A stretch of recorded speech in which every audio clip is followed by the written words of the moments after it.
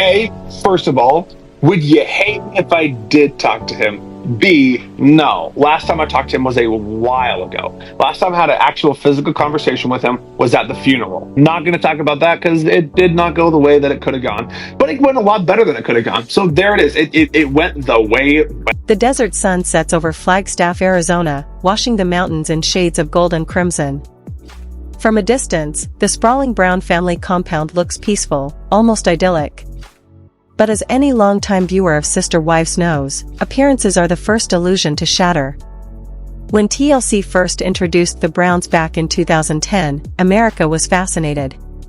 Here was Kody Brown, a charming, high-energy father with 4 wives and an ever-growing brood of children, opening the doors to a lifestyle few outsiders had ever seen up close.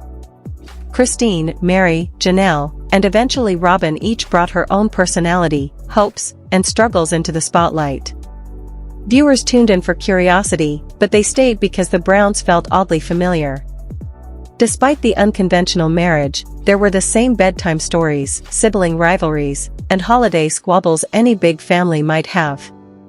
For the first few seasons, it almost worked. The Browns laughed together, cooked enormous meals together, and navigated the challenges of plural marriage with a warm, if chaotic, energy. TLC's cameras captured the family's charm, and ratings soared. Fans debated which wife was the best communicator, who made the tastiest dinners, and whether Kody's famous mane of hair deserved its own screen credit. But even then, hidden beneath the laughter, small fractures formed. Christine sometimes felt overlooked as Kody rotated nights between households. Mary's struggle with infertility lingered like a quiet heartbreak. Janelle, fiercely independent, often seemed caught between personal ambitions and family obligations. And when Robyn entered the picture in season 1, those cracks began to widen. Longtime viewers remember the subtle glances, a tightened jaw here, a forced smile there. The Browns were united on camera, but off-camera tension simmered. Fast forward more than a decade and the once-tight family stands on fractured ground.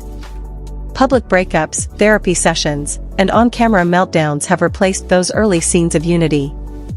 The headlines speak for themselves: Christine divorcing Kody, Janelle questioning everything, Mary stepping away after years of estrangement. And through it all, Kody himself, once the confident patriarch, struggles to hold together the life he so publicly championed.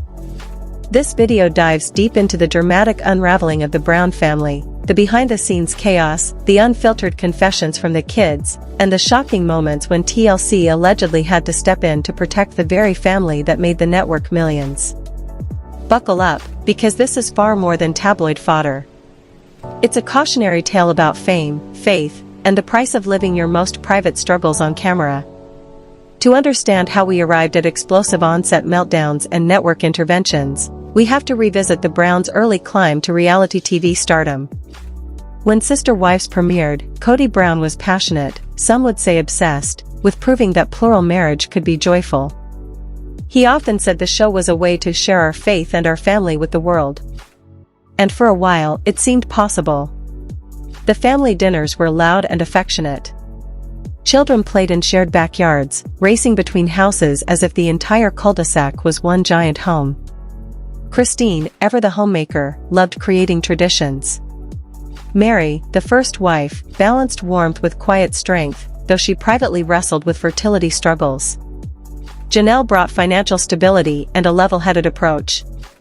When Robyn joined, she arrived with a grace and youthful energy that Kody found magnetic. But the seeds of discord were sown early. Christine occasionally voiced her loneliness when Kody's nights with other wives stretched long. Mary's pain over infertility created an invisible wall between her and the ever-expanding family. Janelle sometimes felt she carried the practical burdens, work schedules, finances, while others focused on romance or domestic details. Reality television thrives on access, and TLC's crew delivered it. Bright lights flooded family living rooms. Microphones captured whispers that might otherwise have gone unheard. In the early days, the Browns viewed the cameras as friendly observers. But anyone familiar with reality TV knows that the lens changes everything. Every dinner conversation became potential footage. Arguments that might have fizzled in private now risked national scrutiny. Children learned to pause for retakes. Producers encouraged just one more question, nudging emotional topics for that perfect dramatic beat. Fans adored it. Ratings climbed. Social media buzzed with memes of Kody's flamboyant hair flips and Christine's witty remarks. But inside the family, pressure mounted. Imagine living your most vulnerable moments, arguments over finances, disagreements about parenting, under a microscope. Small grievances grew into recurring storylines.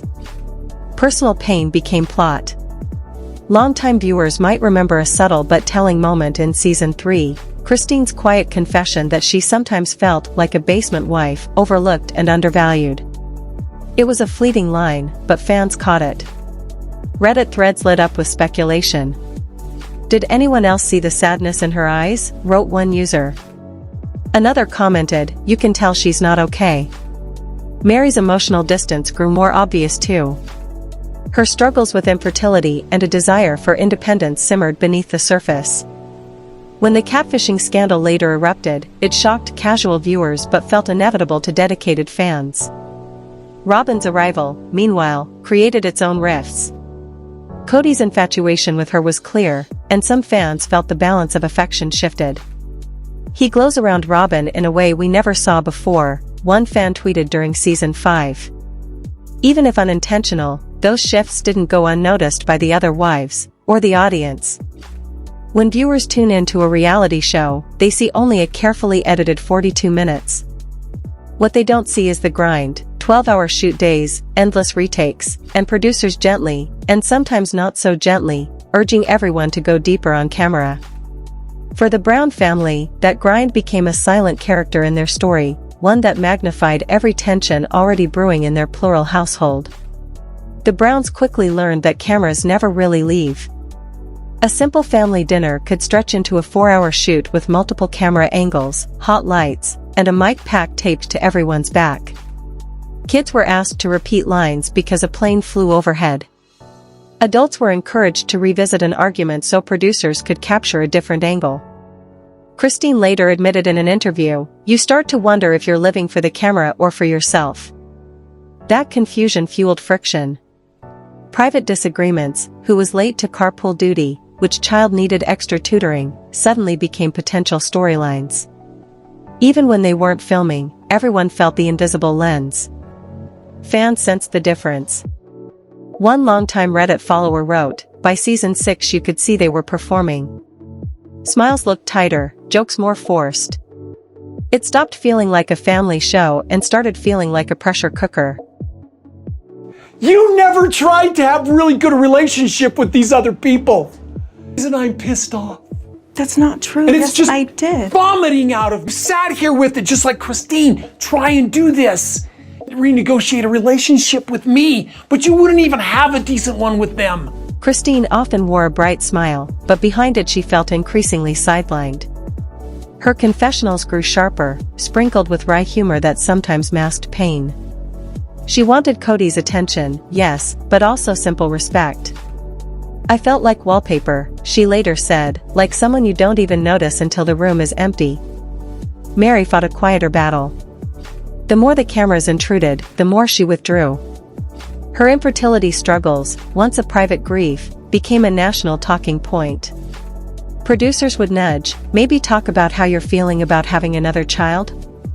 But Mary wasn't sure she wanted to share that again and again. Her eventual online catfishing scandal didn't come from nowhere, it was the culmination of years of loneliness amplified by public exposure. Janelle, pragmatic and career-minded, tried to stay neutral, but the relentless schedule grated on her as well. "I'm not a performer," she once said. "I'm a mom and a businesswoman. Some days I just didn't want a camera in my kitchen."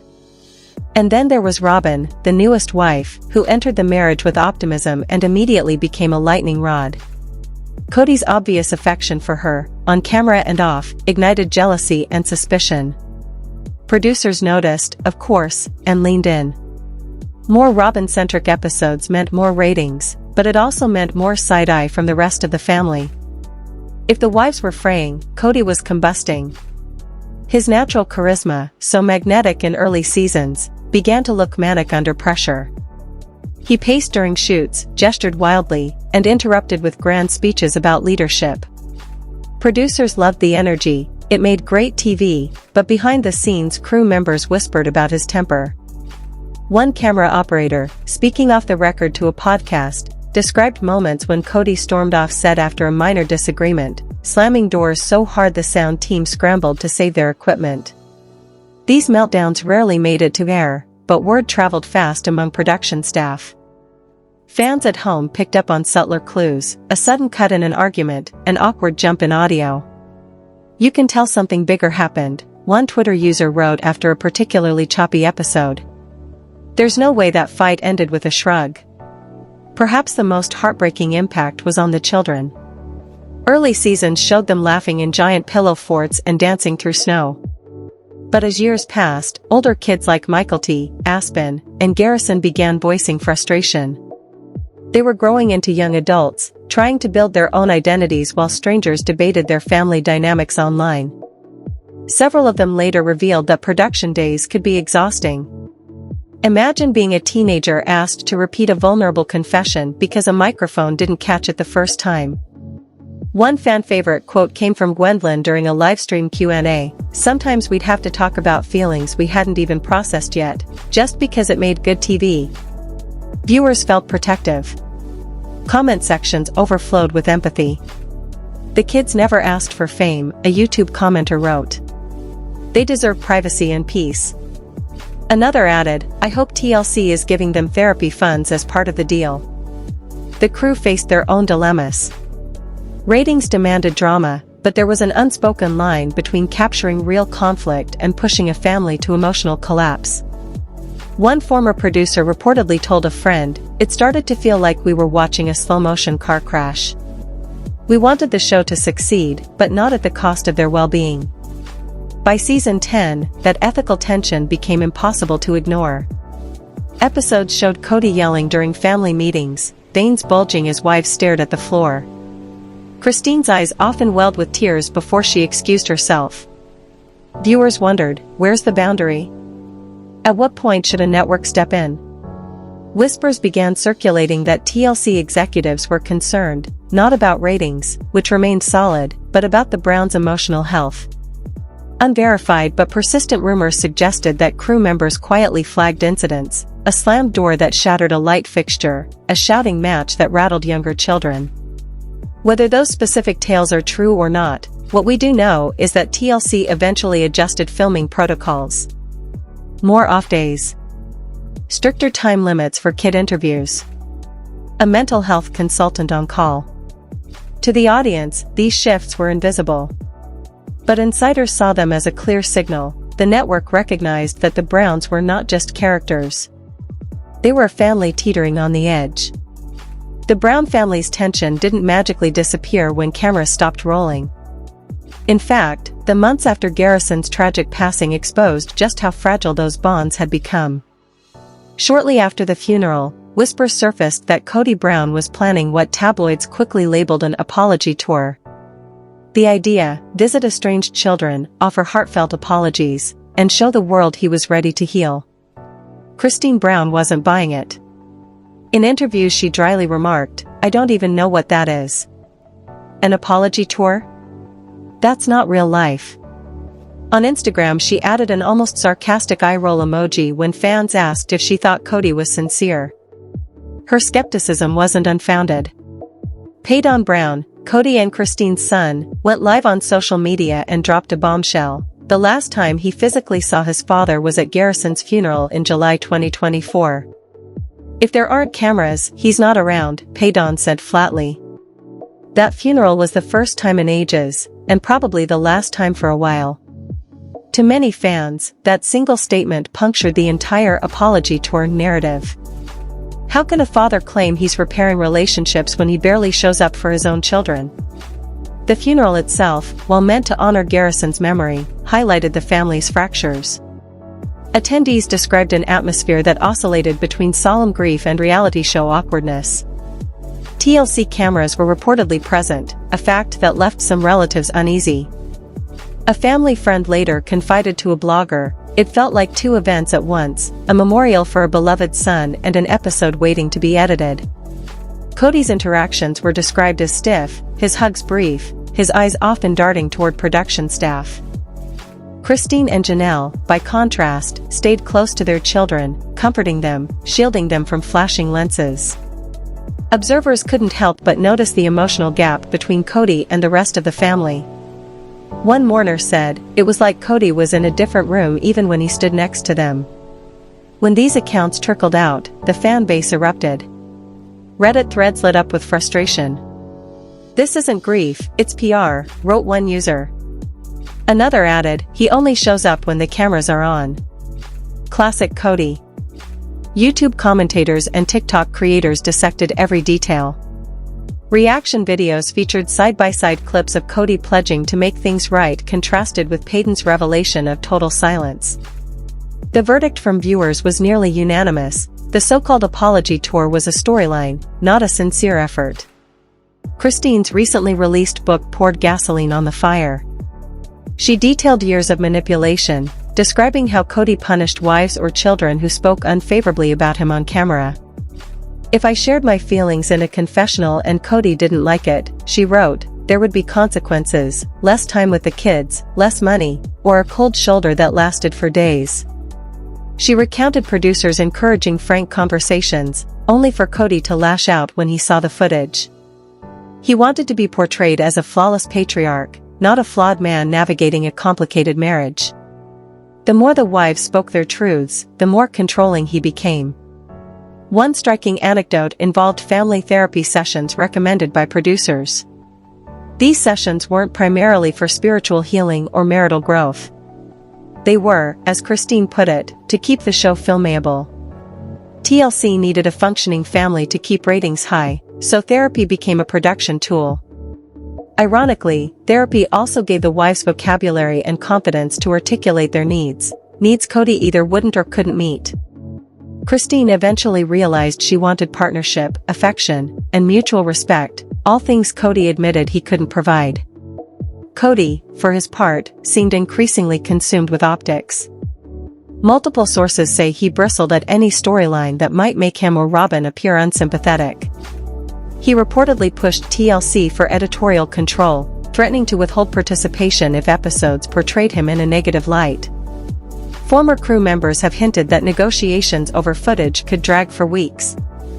Scenes showing heated arguments or Kody's outbursts sometimes disappeared, replaced by milder content that fit a loving father under pressure narrative. But sharp-eyed viewers noticed odd jump cuts and missing context. A longtime fan tweeted, "Every time there's a sudden edit in the middle of a fight, you know something bigger happened." That pattern fueled speculation that Kody's behind-the-scenes influence was stronger than audiences realized.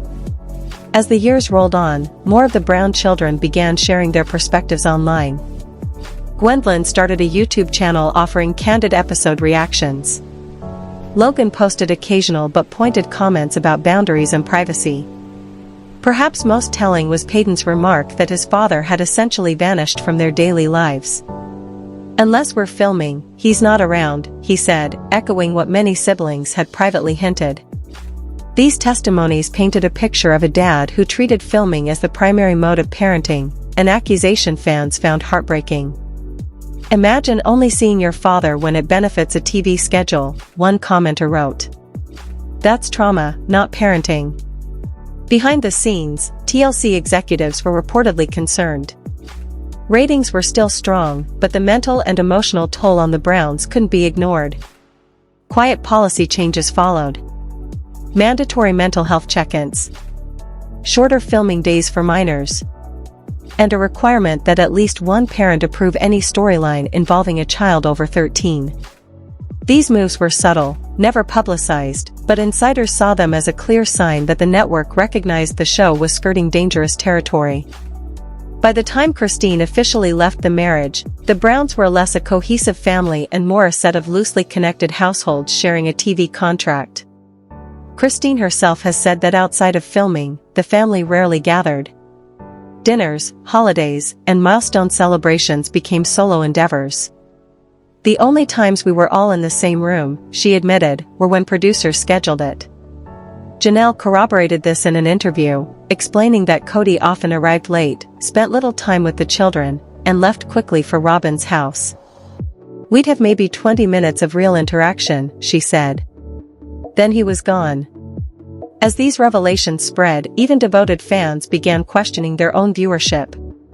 Was continuing to watch supporting a dynamic that hurt real people? One thoughtful Reddit post captured the dilemma. "I started watching for curiosity about plural marriage. Now I feel like I'm complicit in a slow-motion family collapse. I'm not sure I can keep tuning in." And yet ratings remain strong, proof of the paradox that drives reality TV. Audiences are drawn to authenticity, but authenticity often means pain. Today, the Brown family exists in a strange limbo. Christine has remarried and found happiness. Janelle maintains a cautious friendship with her ex-sister wives.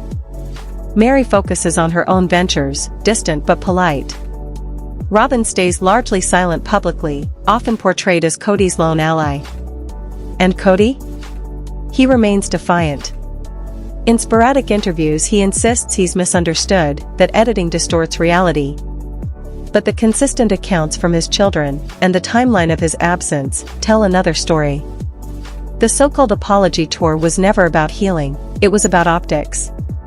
Garrison's death should have been a catalyst for reconciliation. Instead, it exposed years of distance and a father more committed to a television narrative than to his own family.